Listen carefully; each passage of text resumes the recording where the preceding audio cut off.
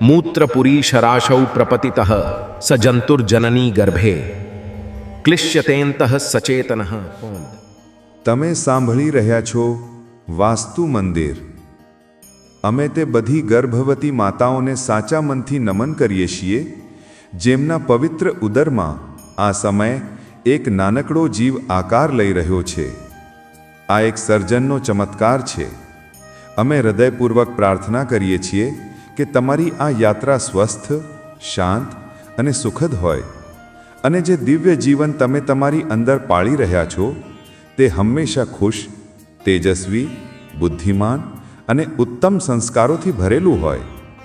કારણ કે એક માતા જ આ ધરતી પર ઈશ્વરનું બીજું સ્વરૂપ છે જે સંસ્કારનું સિંચન કરે છે.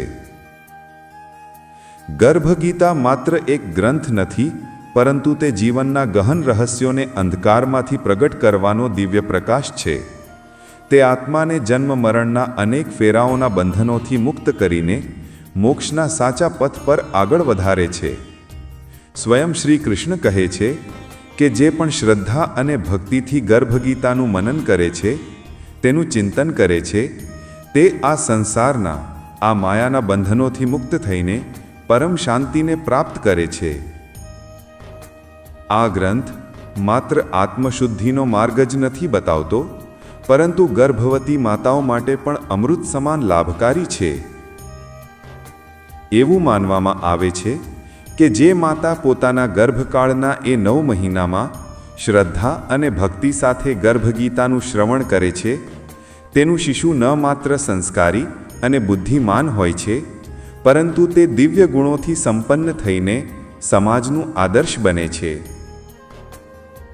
જો તમે પણ આ પાવન જ્ઞાનને પોતાના જીવનમાં અપનાવવા માંગો છો અને ગર્ભ સંસ્કારની અદ્ભુત મહિમાને સમજવા માંગો છો, તો વાસ્તુ મંદિર પરિવાર સાથે અવશ્ય જોડાઓ. અહીં તમને ગર્ભ સંસ્કાર અને જીવનને લગતી અદ્ભુત અને દુર્લભ જાણકારીઓ પ્રાપ્ત થશે, જે તમારા જીવનને સુખમય અને આધ્યાત્મિક બનાવી શકે છે. શ્રી કૃષ્ણ અર્જુનને બતાવે છે કે જ્યારે એક આત્મા માતાના ગર્ભમાં આવે છે તો તે માંસ, મજ્જા અને રક્તની વચ્ચે ઘેરાયેલી હોય છે.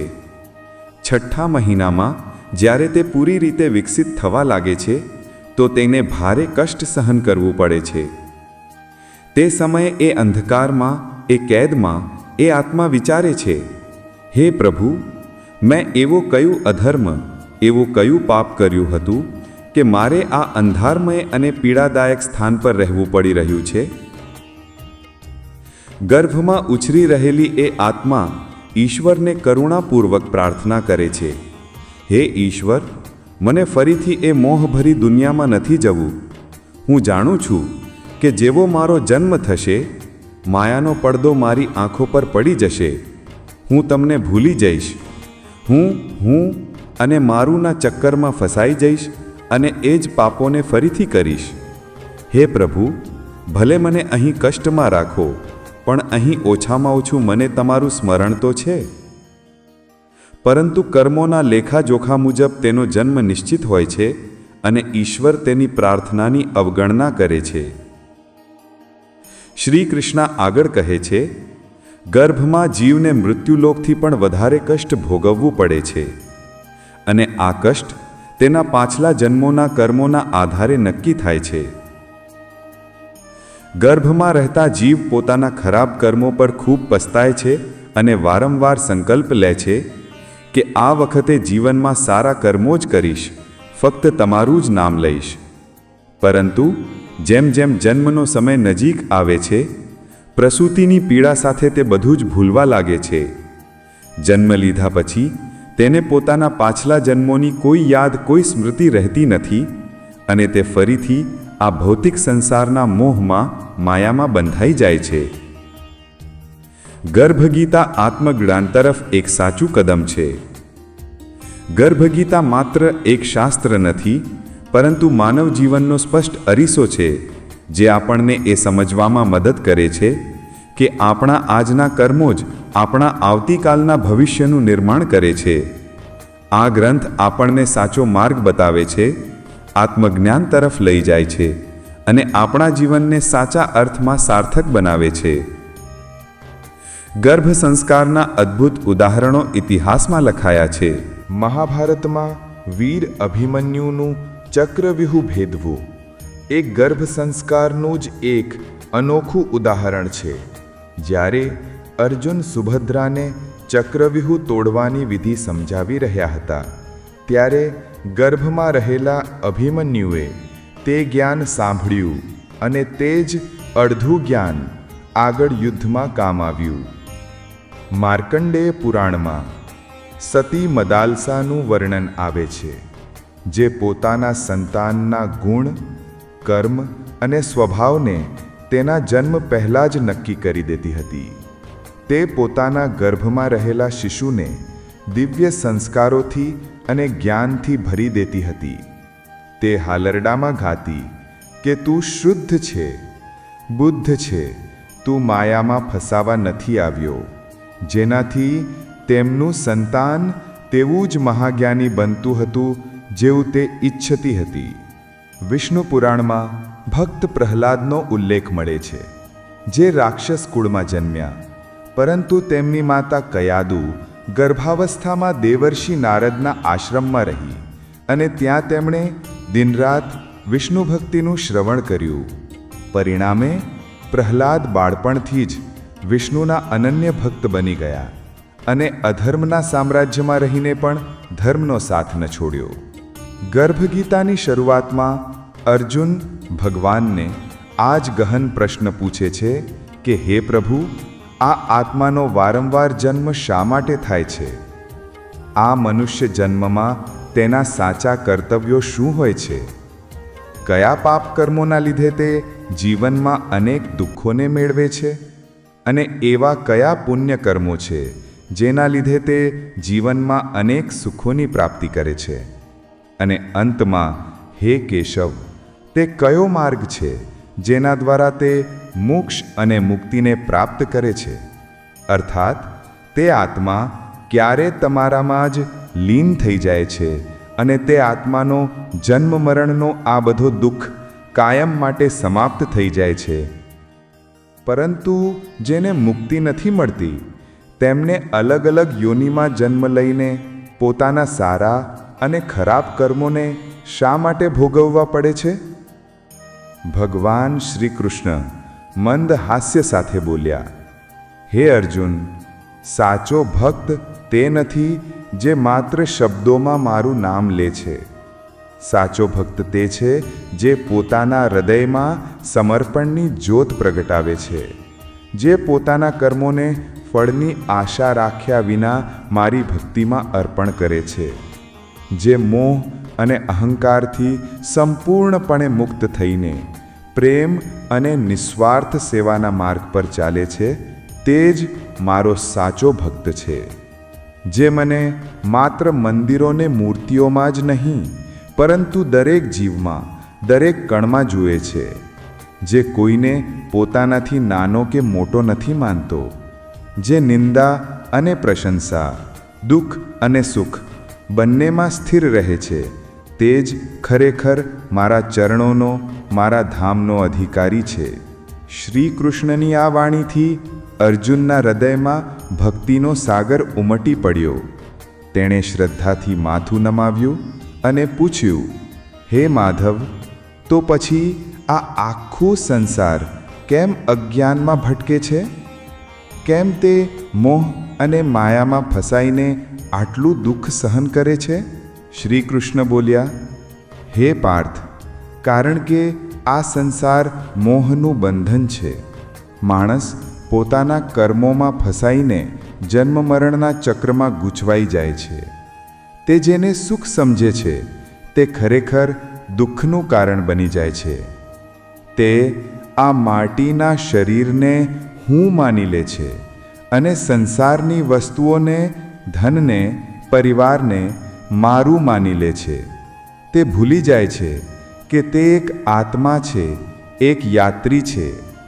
જે દિવસે તે એ સમજી જશે કે તે ખાલી હાથે આવ્યો હતો અને ખાલી હાથે જ જવાનો છે, ન તો કાંઈ તેનું હતું, ન કાંઈ તેનું રહેશે, બસ તે જ દિવસ તેના મોક્ષ તરફ પહેલું કદમ હશે. શ્રી કૃષ્ણના આ વચનોએ અર્જુનના હૃદયને પવિત્ર કરી દીધું. તેને સમજાઈ ગયું કે સંસારમાં સાચી શાંતિ બહારની વસ્તુઓમાં નહીં, પરંતુ ઈશ્વરની શરણમાં જઈને અહંકાર અને માયાનો ત્યાગ કરવાથી જ મળી શકે છે. અર્જુન આ સાંભળીને ઊંડા વિચારમાં ડૂબી ગયા. તે સમજી ચૂક્યા હતા કે માણસનું ભાગ્ય બીજા કોઈએ નહીં, પણ તેના પોતાના કર્મોએ જ લખ્યું છે. તે આગળ બોલ્યા, હે કેશવ, જો કર્મ જ બધું નક્કી કરે છે, તો શું માણસ પોતાના કર્મોને બદલીને પોતાના ભાગ્યને પણ બદલી શકે છે? કે પછી જે લખાઈ ગયું છે તે ભોગવવું જ પડે? શ્રી કૃષ્ણે પ્રેમપૂર્વક ઉત્તર આપ્યો કે હે પાર્થ, ચોક્કસપણે આ મનુષ્ય જન્મ તને એટલા માટે જ મળ્યો છે. માણસ પોતાના સારા કર્મોથી પોતાના ભવિષ્યને સંપૂર્ણપણે બદલી શકે છે. તારા પાછલા કર્મો જે પ્રારબ્ધ બની ગયા છે તેને કદાચ ભોગવવા પડે, પરંતુ તારા આજના કર્મો એટલે કે ક્રિયમાણ કર્મ એટલા શક્તિશાળી હોઈ શકે છે કે તે આવનારા સંકટને પણ ટાળી શકે છે. જેમ કોઈ અંધકારમાંથી પ્રયત્ન કરીને પ્રકાશ તરફ આગળ વધી શકે છે, તે જ રીતે કોઈ પણ વ્યક્તિ પોતાના ખરાબ કર્મોને છોડીને સાચા હૃદયથી પશ્ચાતાપ કરીને પુણ્યના માર્ગ પર ચાલી શકે છે. જે વ્યક્તિ પોતાના કર્મોને સુધારી લે છે, પોતાના વિચારોને શુદ્ધ કરી લે છે, તે પોતાના જીવનમાં સુખ અને શાંતિ અવશ્ય પ્રાપ્ત કરી શકે છે. અર્જુનની જિજ્ઞાસા હજુ વધી. તેણે પૂછ્યું કે હે પ્રભુ, તો પછી તે કયું શ્રેષ્ઠ કર્મ છે જે માણસને સૌથી ઊંચું સ્થાન અપાવે છે, અને તે કયું મહાપાપ છે જેનાથી તે નરકની ભયંકર યાતનાઓ ભોગવે છે? શ્રી કૃષ્ણ બોલ્યા, હે ધનંજય, જે વ્યક્તિ પરોપકાર કરે છે, એટલે કે બીજાના દુઃખને પોતાનું દુઃખ સમજીને તેને દૂર કરે છે, જે પોતાની સંપત્તિનો ઉપયોગ માત્ર પોતાના ભોગ માટે નહીં, પણ લોક કલ્યાણમાં અને દીન દુખિયાની સેવામાં કરે છે, અને જે ક્યારે પણ અસત્ય, છળ કે અન્યાયના માર્ગ પર નથી ચાલતો, તે ઉચ્ચ લોકોમાં સ્થાન મેળવે છે અને અંતે મોક્ષને પ્રાપ્ત કરે છે. પરંતુ જે વ્યક્તિ લોભ, અધર્મ અને અન્યાયમાં ડૂબેલો રહે છે, જે બીજાનું ધન, બીજાનો હક હડપી લે છે, જે ખોટું અને કપટથી પોતાની ઈચ્છાઓ પૂરી કરે છે, તે પોતાના પાપોના લીધે નરકની યાતનાઓ ભોગવે છે.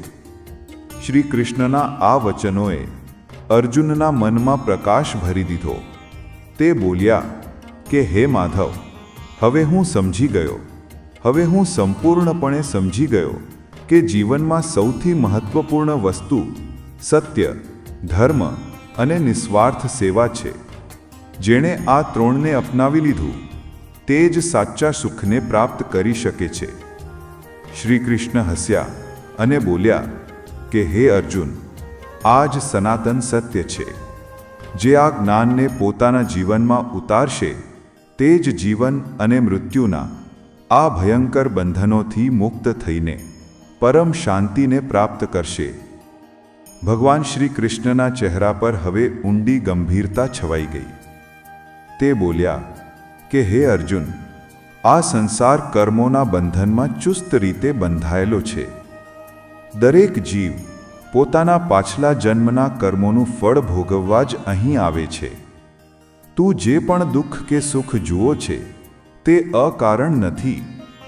અર્જુનને જિજ્ઞાસા હજુ વધી.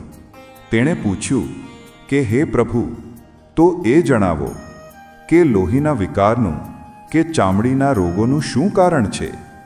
ભગવાન શ્રી કૃષ્ણે ઉત્તર આપ્યો કે હે પાર્થ, જે માણસ પારકી સ્ત્રીઓ સાથે કે પારકા પુરુષ સાથે છળ કરે છે, જે વાસનામાં અંધ બની ધર્મની મર્યાદા તોડે છે, જે પોતાના ધન અને સુખ માટે કોઈ નિર્દોષનું અપમાન કરે છે, તે આવતા જન્મમાં લોહીના વિકારથી અને અસાધ્ય રોગોથી પીડાય છે.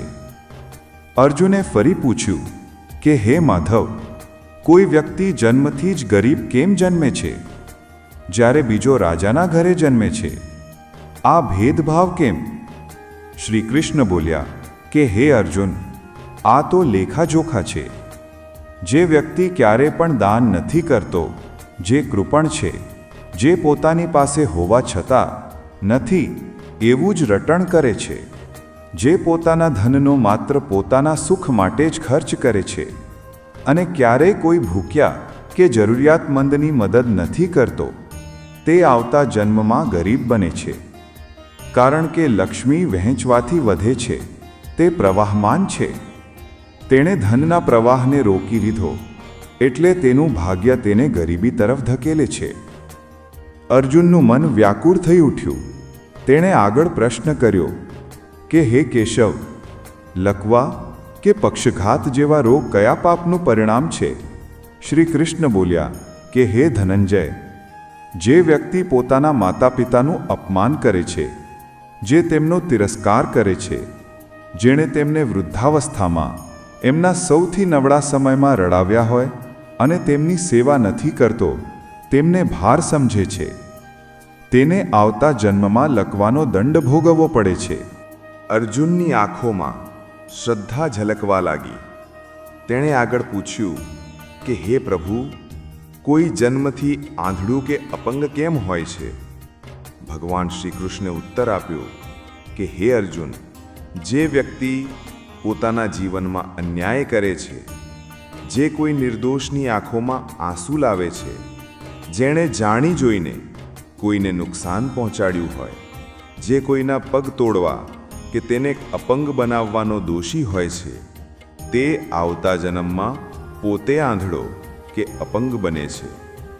અર્જુનનું હૃદય વ્યથાથી ભરાઈ ગયું. તે બોલ્યા કે હે પ્રભુ, અને કેટલીક સ્ત્રીઓ બાળ વિધવા કેમ બને છે? એ નાની બાળકીનો શો દોષ? શ્રી કૃષ્ણ બોલ્યા કે હે અર્જુન, જે સ્ત્રીઓ પાછલા જન્મમાં પોતાના પતિ સાથે છળ કરે છે, જે વિશ્વાસઘાત કરે છે, જે ખોટું અને કપટથી પોતાનું જીવન વિતાવે છે, તે આવતા જન્મમાં બાળ વિધવા બને છે. આ પાપ તેમના જીવનમાં દુઃખ અને કષ્ટ લઈને આવે છે. અર્જુને ઊંડો શ્વાસ લીધો અને બોલ્યા કે હે માધવ, જો કર્મ એ જ બધું છે, તો શું માણસ પોતાના કર્મોને સુધારીને પોતાના ભવિષ્યને, આ બધી સજાઓને બદલી શકે છે? શ્રી કૃષ્ણ હસ્યા અને બોલ્યા કે હે પાર્થ, ચોક્કસપણે જે વ્યક્તિ પોતાના કર્મોને શુદ્ધ કરી લે છે, જે પશ્ચાતાપની યાગમાં પોતાના પાપોને બાળી નાખે છે, જે સત્ય, ધર્મ અને સેવાના માર્ગ પર ચાલે છે, તે પોતાના જીવનને પ્રકાશમય બનાવી શકે છે. આ સંસારમાં માત્ર એક જ સત્ય છે, કર્મ. જે જેવું કરે છે તેને તેવું જ ફળ મળે છે. આ જ ઈશ્વરનો ન્યાય છે. અર્જુને હાથ જોડીને કહ્યું કે હે પ્રભુ, તમે મને જે જ્ઞાન આપ્યું તે મારા હૃદયને શાંતિ આપે છે. હવે હું સમજી ગયો કે જીવનમાં સૌથી મહત્વપૂર્ણ વસ્તુ સારા કર્મો, ભક્તિ અને સેવા છે. ભગવાન શ્રી કૃષ્ણ હસ્યા અને બોલ્યા કે હે અર્જુન, જે આ જ્ઞાનને અપનાવશે તે જન્મ અને મૃત્યુના બંધનથી મુક્ત થઈને પરમ શાંતિને પ્રાપ્ત કરશે. ભગવાન શ્રી કૃષ્ણે અર્જુન તરફ કરુણા ભરેલી નજરે જોયું અને બોલ્યા કે હે પાર્થ, ચોક્કસપણે મન ખૂબ જ ચંચળ અને બળવાન છે. તે ગાંડા હાથી જેવું છે, જે નિયંત્રણ વગર વિપરીત દિશામાં ભાગતું રહે છે. તું એને રોકવા જાય છે, તે બીજે ભાગે છે, પરંતુ હે અર્જુન, તેને સંયમ અને અભ્યાસથી વશમાં કરી શકાય છે. અર્જુને ઊંડો શ્વાસ લીધો અને પૂછ્યું કે હે માધવ, આ સંયમ અને અભ્યાસ કેવી રીતે કરવામાં આવે છે? આ મનને વશમાં કરવાનો સરળ ઉપાય શું છે? આ સમસ્યા તો જગતના દરેક માણસની છે. શ્રી કૃષ્ણ હસ્યા અને બોલ્યા કે હે ધનંજય, આ સંસારમાં મનને નિયંત્રિત કરવાના બે જ માર્ગ છે. પહેલું, સત્સંગ એટલે કે સંતો અને વિદ્વાનોની સોબત. સત્સંગ તારા મનને શુદ્ધ વાતાવરણ આપે છે. અને બીજું, સ્વાધ્યાય એટલે કે શાસ્ત્રો અને ભગવદ્ ગીતાનો અભ્યાસ. સ્વાધ્યાય તારા મનને શુદ્ધ વિચાર આપે છે. શ્રી કૃષ્ણ પ્રસન્ન થઈને બોલ્યા કે હે અર્જુન, આ સંસાર કર્મોના બંધનથી બંધાયેલો છે, પરંતુ ગુરુના જ્ઞાનથી આ બંધન કાપી શકાય છે. જે વ્યક્તિ શ્રદ્ધા, સેવા અને સમર્પણથી ગુરુની શરણમાં જાય છે, તે જ જીવન મરણના ચક્રથી મુક્ત થઈને પરમ પદને પ્રાપ્ત કરે છે. આમ કહેતા ભગવાન શ્રી કૃષ્ણનું સ્વરૂપ અદ્ભુત તેજથી ભરાઈ ઉઠ્યું. અર્જુનના હૃદયમાં અપાર શાંતિનો સંચાર થયો અને તે પૂરી નિષ્ઠાથી આ દિવ્ય જ્ઞાનને આત્મસાત કરવા માટે તૈયાર થઈ ગયા. હે અર્જુન, ગુરુ દીક્ષાનો અર્થ માત્ર એક મંત્ર લેવો નથી, પરંતુ પૂર્ણ સમર્પણ કરવું છે. જ્યારે શિષ્ય ગુરુ પ્રત્યે પૂર્ણ શ્રદ્ધા રાખે છે, તેમની આજ્ઞામાં ચાલે છે અને તેમના ઉપદેશોનું પાલન કરે છે, ત્યારે જ દીક્ષા ફળદાયી બને છે. હે પાર્થ, ગુરુ તે દીવો છે જે અજ્ઞાનના અંધકારને દૂર કરે છે. જેમ સૂર્ય વગર સંસારમાં પ્રકાશ નથી, તેમજ ગુરુ વગર આત્મજ્ઞાન શક્ય નથી. જે શિષ્ય પોતાના અહંકાર, મોહ અને તૃષ્ણાને ત્યજીને ગુરુના ચરણોમાં આત્મસમર્પણ કરે છે, તે જ સાચી દીક્ષા પ્રાપ્ત કરે છે. અર્જુને નમ્રતાથી કહ્યું, હે પ્રભુ, જો ગુરુ આટલા મહત્વપૂર્ણ છે, તો સંસારમાં કેટલા લોકો આ સત્યને જાણે છે? કેમ બધા ગુરુની શરણ નથી લેતા? શ્રી કૃષ્ણે મંદ હાસ્ય સાથે ઉત્તર આપ્યો, હે અર્જુન, ખૂબ ઓછા. આ દુર્લભ જ્ઞાન છે. મોટા ભાગના લોકો પોતાના અહંકાર, પોતાની કામના અને ભૌતિક સુખોમાં ગૂંચવાયેલા રહે છે. તેમને લાગે છે કે તે પોતે જ બધું કરી લેશે. તે ગુરુના મહત્વને નથી સમજતા અને પોતાના કર્મોથી પોતાને નરક તરફ ધકેલે છે. હે પાર્થ, જે રીતે એક બીજને અંકુરિત થવા માટે સૂર્ય, જળ અને જમીનની જરૂર હોય છે, તે જ રીતે આત્માને જાગૃત કરવા માટે સાચા ગુરુની જરૂર હોય છે. જે ગુરુની કૃપાથી સાચા માર્ગ પર ચાલે છે, તે જીવન મરણના બંધનોથી મુક્ત થઈ જાય છે. અર્જુને શ્રદ્ધાથી ભગવાન શ્રી કૃષ્ણના ચરણોમાં માથું નમાવી દીધું.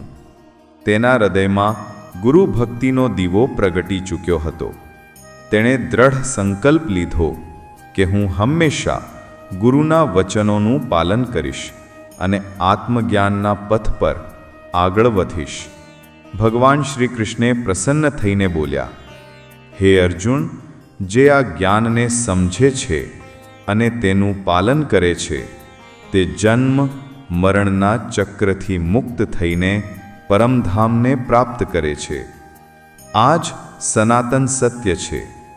હે અર્જુન, જે વ્યક્તિ સાચા મનથી ગુરુની સેવા કરે છે, તે મારા હૃદયમાં સ્થાન પામે છે. તે 84 લાખ યોનિઓના ચક્રમાંથી મુક્ત થઈને જન્મ મરણના બંધનથી છૂટી જાય છે અને નરકના કષ્ટોથી હંમેશા માટે બચી જાય છે. પરંતુ જે ગુરુની સેવા નથી કરતો, જે ગુરુનો અપમાન કરે છે, તે અસંખ્ય યુગો સુધી નરક ભોગવે છે. જ્યારે કે જે શ્રદ્ધા અને સમર્પણ સાથે ગુરુની સેવા કરે છે, તે અશ્વમેઘ યજ્ઞોના પુણ્યનો ભાગીદાર બને છે. ગુરુની સેવા કરવી એ જ સાચી ભક્તિ અને મારી આરાધના છે. હે પાર્થ, આ સંસાર 3 વિનાશકારી નરકના દ્વારથી ઘેરાયેલો છે: વાસના, ક્રોધ અને લાલચ. જે આનાથી બચીને જ્ઞાન અને ગુરુની ભક્તિનો માર્ગ અપનાવે છે તે જ સાચા મોક્ષને પ્રાપ્ત કરે છે. વાસનાને કર્તવ્યથી જીતો, ક્રોધને ક્ષમાથી જીતો અને લાલચને દાનથી જીતો. આ જ ઉલ્લેખ છે. જે પણ આ પવિત્ર સંવાદને શ્રદ્ધાથી સાંભળશે, વાંચશે અને આત્મસાત કરશે તે જન્મ જન્માંતરના દુઃખોથી મુક્ત થઈ જશે. તેની 84 લાખ યોનિઓની યાત્રા સમાપ્ત થશે અને તે ગર્ભના કષ્ટોથી પણ હંમેશા માટે મુક્ત થઈ જશે. અર્જુનની આંખોમાંથી આંસુઓની ધારા વહેવા લાગી. તેણે શ્રી કૃષ્ણના ચરણોમાં માથું નમાવી દીધું. તેના હૃદયમાં અપાર શાંતિનો સંચાર થયો. તેને સ્પષ્ટ દેખાવા લાગ્યું કે જીવનનું પરમ સત્ય માત્ર ગુરુની ભક્તિ અને સેવામાં જ રહેલું છે. ગર્ભ સંસ્કાર એક દિવ્ય પ્રક્રિયા. ગર્ભ સંસ્કારનો મુખ્ય ઉદ્દેશ્ય છે શિશુની અંદર ઉત્તમ સંસ્કારો અને જીવન મૂલ્યોનો સંચાર કરવો. વૈદિક મંત્ર, ઇષ્ટ મંત્ર, ગર્ભ સંસ્કાર, સંગીત અને ધ્યાન જેવી વિધિઓ શિશુના મન અને આત્માને દિવ્ય ઉર્જાથી ભરી દે છે. ગર્ભાવસ્થા દરમિયાન શિશુ માતાના અવાજને ઓળખવા લાગે છે. જ્યારે માતા પોતાના શિશુ સાથે સંવાદ કરે છે, તેને પ્રેમથી સ્પર્શ કરે છે કે મંત્રોચ્ચાર કરે છે, તો આ ન માત્ર શિશુના માનસિક વિકાસને પ્રભાવિત કરે છે પરંતુ તેના આત્મવિશ્વાસને પણ વધારે છે. ગર્ભાવસ્થામાં માતા ઘણી શારીરિક અને માનસિક પડકારોનો સામનો કરે છે, પરંતુ ગર્ભ સંસ્કાર સાથે જોડાયેલા ધ્યાન અને સંગીતથી તેનું મન શાંત રહે છે, જેનાથી તે એક આનંદમય અને સ્વસ્થ ગર્ભકાળનો અનુભવ કરી શકે છે. વિશેષ યોગ અને ધ્યાન વિધિઓ ગર્ભાવસ્થા સાથે જોડાયેલી સમસ્યાઓ જેમ કે પીઠનો દુખાવો, થાક અને ચિંતાને ઓછી કરવામાં મદદરૂપ થાય છે. આનાથી પ્રસવ પીડા પણ ઓછી થાય છે અને સામાન્ય પ્રસવની શક્યતા વધી જાય છે. ગર્ભ સંસ્કાર માત્ર પરંપરા નથી, પરંતુ માતાનો પોતાના શિશુ પ્રત્યે પ્રેમ, સમર્પણ અને આસ્થાની સૌથી સુંદર અભિવ્યક્તિ છે. આ જીવનને નવી દિશા આપનારી એક દિવ્ય પ્રક્રિયા છે. આ આખો પ્રસંગ પરિવાર, સંસ્કાર, વૃદ્ધોના સન્માન, સ્ત્રીઓની જવાબદારી, અતિથિ સત્કાર અને સામાજિક સમરસતા પર ઊંડો સંદેશ આપે છે. તેને વધુ પ્રભાવશાળી બનાવવા માટે ભાવનાત્મક ઊંડાઈ અને પ્રેરણાદાયક તત્વો જોડીને તેને આ રીતે લખી શકાય છે. સંસ્કાર, સન્માન અને સમરસતા એક સુખી પરિવારનો પાયો છે. જ્યારે એક શિશુ જન્મ લે છે તો તે ન માત્ર માતાના ખોળામાં ઉછરે છે, પરંતુ તેના વિચાર, સંસ્કાર અને જીવન મૂલ્યો પણ ત્યાંથી જ મળે છે. સાધુ સંત હોય કે વૈજ્ઞાનિક, ડૉક્ટર હોય કે શિક્ષક, દરેક જણ એક માતાના ખોળામાંથી જ પોતાનું જીવન શરૂ કરે છે. જો માતાઓ સંસ્કારી હશે તો તે જ સંસ્કાર સંતાનના ચરિત્રમાં પણ દેખાશે. ગૃહિણી માત્ર પરિવાર ચલાવનારી નથી હોતી, પરંતુ તે પરિવારનો આત્મા હોય છે. તેની સૂઝબૂઝ અને વિવેકપૂર્ણ નિર્ણયોથી ઘરમાં પ્રેમ, સમર્પણ અને સંતુલન જળવાઈ રહે છે. તેથી સ્ત્રીઓનું સન્માન માત્ર તેમનો અધિકાર નથી, પરંતુ સમાજની ઉન્નતિનો આધાર છે. જ્યારે ઘરમાં સ્ત્રીનું સન્માન થાય છે, ત્યારે ત્યાં સંસ્કારોની પવિત્ર ધારા વહે છે, જે આવનારી પેઢીઓ સુધી જળવાઈ રહે છે. વૃદ્ધજનો અનુભવનો ખજાનો, સન્માનના અધિકારી. સમયની સાથે વૃદ્ધાવસ્થા દરેકના જીવનમાં આવે છે. વૃદ્ધો જ્યારે શારીરિક રૂપથી નબળા પડી જાય છે ત્યારે તેમનો પરિવાર પરથી અંકુશ ધીમે ધીમે સમાપ્ત થવા લાગે છે. ઘણીવાર આ સ્થિતિ તેમના મનમાં એકલતા, અસંતોષ અને નિરાશા ભરી દે છે. આવા સમયે તે પરિવારના દરેક સભ્યનું કર્તવ્ય બની જાય છે કે તે પોતાના વડીલોને સ્નેહ અને સન્માન આપે. ક્યાંક એવું ન થાય કે વૃદ્ધોને એવો અનુભવ થવા લાગે કે તેમનું પરિવારમાં કોઈ સ્થાન નથી રહ્યું. તેમને એ અહેસાસ થવો જોઈએ કે તેમનો અનુભવ અને માર્ગદર્શન આજે પણ પરિવાર માટે અમૂલ્ય છે. એ ન ભૂલવું જોઈએ કે જે વ્યવહાર આપણે આજે આપણા વૃદ્ધો સાથે કરીશું તે જ આપણને ભવિષ્યમાં પાછો મળશે. જે આજે તેમનું સન્માન કરશે કાલે તેને પણ સન્માન મળશે. વૃદ્ધોની સેવા માત્ર એક જવાબદારી નથી, પરંતુ આપણા સંસ્કારોની પરીક્ષા પણ છે. અતિથિ સત્કાર ભારતીય સંસ્કૃતિની ઓળખ. ભારતીય સંસ્કૃતિમાં અતિથિને દેવતા સમાન માનવામાં આવ્યા છે. અતિથિ દેવો ભવ. જે ઘરમાં અતિથિનો આદર સત્કાર નથી થતો ત્યાંથી સુખ, સમૃદ્ધિ અને શાંતિ ધીમે ધીમે દૂર થઈ જાય છે. અતિથિનું સ્વાગત માત્ર ભોજન કરાવવું નથી, પરંતુ તેમના પ્રત્યે આદર, પ્રેમ અને પોતાપણાનો ભાવ પ્રગટ કરવો છે. આનાથી પરિવારની કીર્તિ વધે છે અને સમૃદ્ધિના દ્વાર ખુલે છે. સામાજિક સમરસતા એકતામાં શક્તિ. જે માણસ સત્સંગ કરે છે, ઉત્તમ વિચારોને ધારણ કરે છે અને સાચા માર્ગે ચાલે છે તેનું મન ધીમે ધીમે સ્થિર થવા લાગે છે. અને જે દરરોજ ભગવદ્ ગીતા, રામાયણ, મહાભારત કે અન્ય ધર્મગ્રંથોનો અભ્યાસ કરે છે તેની અંદર વિવેક જાગૃત થાય છે. જ્યારે વિવેક જાગૃત થઈ જાય છે ત્યારે મન આપમેળે જ નિયંત્રણમાં આવી જાય છે. અર્જુને ફરી પ્રશ્ન કર્યો, હે પ્રભુ, માણસની અંદર જે અહંકાર છે તેને તે કેવી રીતે છોડવો જોઈએ? અહંકારના લીધે જ તો તે પોતાને સૌથી શ્રેષ્ઠ માનીને બીજાનું અપમાન કરે છે. શ્રી કૃષ્ણ ગંભીર થઈને બોલ્યા, હે અર્જુન, અહંકારનો નાશ માત્ર ભક્તિ અને સેવાથી જ શક્ય છે. જે વ્યક્તિ એ સમજી લે છે કે આ શરીર, ધન, વૈભવ અને પ્રતિષ્ઠા બધું જ નશ્વર છે, તે જ અહંકારથી મુક્ત થઈ શકે છે. જ્યારે કોઈ વ્યક્તિ એવો અનુભવ કરે છે કે તે માત્ર એક નિમિત્ત માત્ર છે અને બધું જ ઈશ્વરની ઈચ્છાથી જ થઈ રહ્યું છે, ત્યારે તેનો અહંકાર આપમેળે જ નષ્ટ થઈ જાય છે.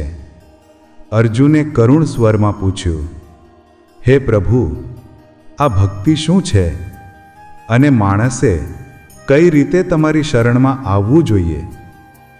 શ્રી કૃષ્ણ હસ્યા અને બોલ્યા, હે પાર્થ, ભક્તિનો અર્થ માત્ર મંદિરમાં જઈને પૂજા કરવું કે ઉપવાસ રાખવું નથી. સાચી ભક્તિ તે છે જેમાં માણસ નિસ્વાર્થ ભાવથી બધા પ્રાણીઓ સાથે પ્રેમ કરે છે, તેમની સેવા કરે છે અને પોતાના દરેક કર્મને ઈશ્વરને સમર્પિત કરે છે. જ્યારે કોઈ માણસ પોતાના હૃદયમાંથી હું અને મારું નો ભાવ ત્યજી દે છે અને માત્ર તું અને તારું ના ભાવને અપનાવી લે છે, ત્યારે તે મારી સાચી શરણમાં આવી જાય છે. અર્જુને માથું નમાવીને કહ્યું, હે કૃષ્ણ, હવે હું સમજી ગયો કે મનને વશમાં કરવું એ જ મોક્ષનું પ્રથમ દ્વાર છે.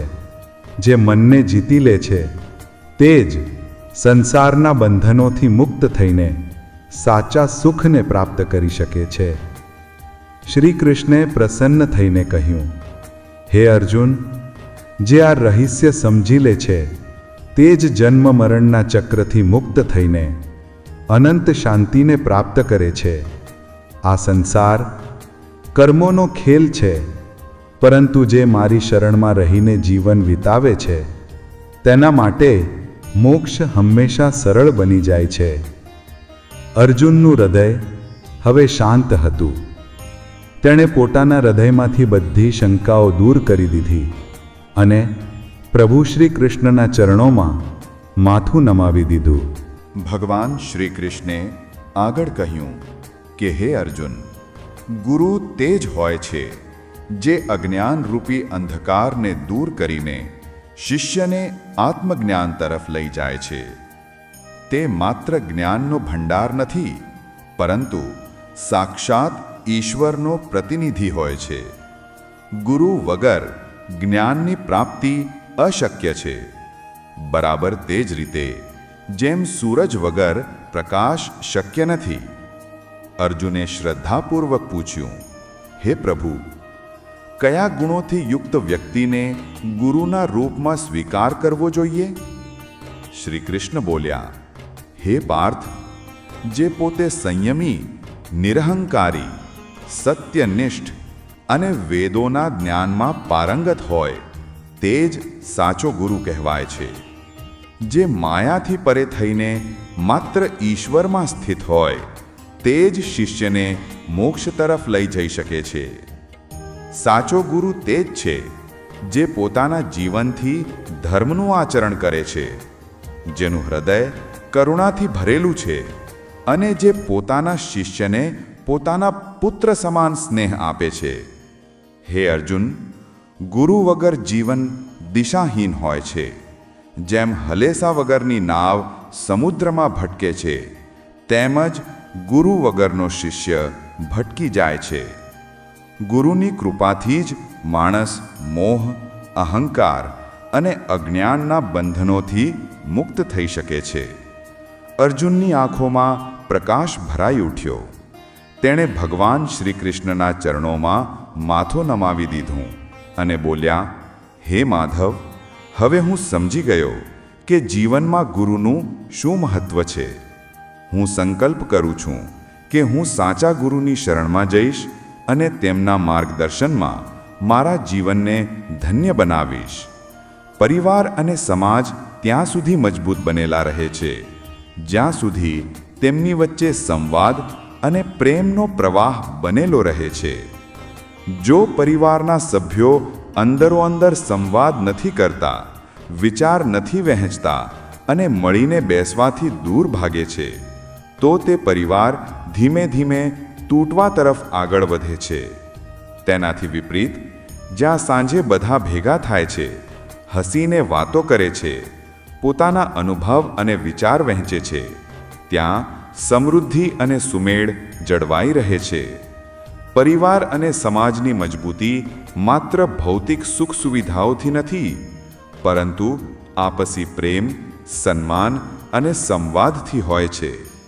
તેથી આપણે આપણા પરિવારોમાં સંસ્કાર, આદર, સેવા અને પ્રેમને સ્થાન આપીએ, જેથી આપણી આવનારી પેઢીઓ પણ આ મૂલ્યોને સાચવીને એક ઉજ્જવળ ભવિષ્યનો પાયો નાખી શકે. જીવન એક વ્યાપાર કે આત્માની યાત્રા. એક સફળ વ્યાપારી તે જ હોય છે જે પોતાની મૂળ મૂડીને સુરક્ષિત રાખીને નફામાં વધારો કરતો જાય છે. પરંતુ જો વ્યાપાર સતત ખોટમાં ચાલ્યો જાય તો તે વ્યાપાર નહીં, પરંતુ નિષ્ફળતાની કહાની બની જાય છે. દુર્ભાગ્યથી મોટા ભાગમાં લોકો પોતાના જીવનને આ જ રીતે ખોટમાં ચાલતા વ્યાપારની જેમ જીવે છે. આપણને ઈશ્વરે શ્વાસની મૂડી આપી છે, પરંતુ આપણે તેને ક્રોધ, ઈર્ષ્યા, લોભ અને વાસનામાં ગુમાવી દઈએ છીએ, જ્યાં ખુશી ઓછી થતી જાય છે અને અંતે જીવનનું દેવાણું નીકળી જાય છે. આધેડ અવસ્થામાં જે કાંઈ ખુશી બચેલી હોય છે તે પણ ઘડપણના ઉંબરે પહોંચીને ઝાંકી પડી જાય છે. જીવન જે પ્રેમ અને આનંદથી ભરેલું હોવું જોઈએ તે ઈર્ષ્યા, ક્રોધ, દ્વેષ અને અસહનશીલતામાં બળીને નર્ક બની જાય છે. જે જીવન હસીને જીવવા માટે મળ્યું હતું તેને લોકો બળીને વિતાવવા લાગે છે. નાની નાની વાતોમાં કેસ કબાલા, કડવાશ અને અહંકારથી પોતાને અને પોતાનાઓને દુખી કરી લે છે. શું ભૌતિક સુખ જ બધું છે? આપણામાંથી મોટા ભાગના લોકો જીવનની દોડમાં ધન, સંપત્તિ અને ભૌતિક સુખ સુવિધાઓની પાછળ ભાગે છે. પરંતુ શું માત્ર આ જ સાચું સુખ છે? જો મન અશાંત હોય તો રાજમહેલ પણ જેલ જેવો લાગવા માંડે છે. સંસારમાં એવા અનેક લોકો છે જે ધન વૈભવથી ભરપૂર હોવા છતાં ચિંતા, કંકાસ, વેરભાવ અને માનસિક ગૂંચવણોના લીધે સતત દુઃખી રહે છે. સાચું તો એ છે કે માણસ જેટલો સ્વાર્થમાં ડૂબેલો રહેશે તેટલો જ તે રાગ દ્વેષનો શિકાર બનશે. અને જ્યારે મન રાગ દ્વેષમાં બળતું રહેશે ત્યારે તેમાં શાંતિ અને ખુશીનું સ્થાન કેવી રીતે હશે? ધન ભલે થોડું હોય, પરંતુ જો મન પવિત્ર અને નિર્મળ છે તો જીવનમાં સાચા સુખનો અનુભવ થાય છે. આ મનની પવિત્રતા માટે આપણને સંતો, સજ્જનોની સંગત અને શુદ્ધ વિચારોની જરૂર હોય છે. ઘડપણ અંત નથી, એક નવી શરૂઆત. જીવનનો છેલ્લો પડાવ ઘડપણ છે. કહેવાય છે, અંત ભલો તો બધું ભલું. પરંતુ આ કેટલા લોકોનું સત્ય બની શકે છે? મોટા ભાગના લોકોનું ઘડપણ ખૂબ જ દુઃખમય હોય છે, કારણ કે તેમણે પોતાના જીવનમાં શાંતિ, પ્રેમ અને આત્મિક સુખનું રોકાણ નથી કર્યું હોતું. તેમણે આખી જિંદગી માત્ર ભૌતિક વસ્તુઓ જ ભેગી કરી હોય છે, જે ઘડપણમાં કામ નથી આવતી. ઘડપણને સુખમય બનાવવા માટે માત્ર ધન પૂરતું નથી, ત્યાં પોતાનાઓનો પ્રેમ, સન્માન અને આત્મિક સંતોષ જ સાચો સહારો બને છે. તેથી જ્યાં સુધી સમય છે, જ્યાં સુધી આ શ્વાસ ચાલી રહ્યા છે, આપણે આપણા જીવનના આ મહાન વ્યાપારને ખોટમાંથી કાઢીને પ્રેમ, શાંતિ, સેવા અને આત્મિક સંતોષના નફામાં બદલી લઈએ, જેથી જ્યારે જીવનની સાંજ આવે ત્યારે આપણે હસીને કહી શકીએ કે હા, આ જીવન સફળ રહ્યું. આપ સૌ વાસ્તુ મંદિર પરિવારનો જ એક હિસ્સો છો. જો આપને આ ગર્ભગીતાનું દિવ્ય જ્ઞાન ગમ્યું હોય અને તમારા હૃદયને ક્યાંય પણ સ્પર્શ કર્યું હોય તો કૃપા કરીને આ વિડીયોને લાઈક અવશ્ય કરજો. આ પવિત્ર જ્ઞાનને બીજાઓ સુધી પહોંચાડવા માટે તેને તમારા મિત્રો અને પરિવાર સાથે શેર કરવાનું ચૂકતા નહીં. અને હા, વાસ્તુ મંદિર પરિવાર સાથે કાયમ જોડાયેલા રહેવા માટે અમારી ચેનલને સબસ્ક્રાઇબ કરીને ઘંટીનું બટન જરૂર દબાવજો. તમે કોમેન્ટમાં જય શ્રી કૃષ્ણ અથવા રાધે રાધે લખીને અમને તમારો પ્રેમ અને આશીર્વાદ મોકલી શકો છો. તમારો આ સાથ જ અમને આવી દિવ્ય કથાઓ તમારા સુધી લાવવાની પ્રેરણા આપે છે. આખો વિડીયો જોવા માટે આપ સૌનો હૃદયથી ધન્યવાદ. જય શ્રી કૃષ્ણ. રાધે રાધે.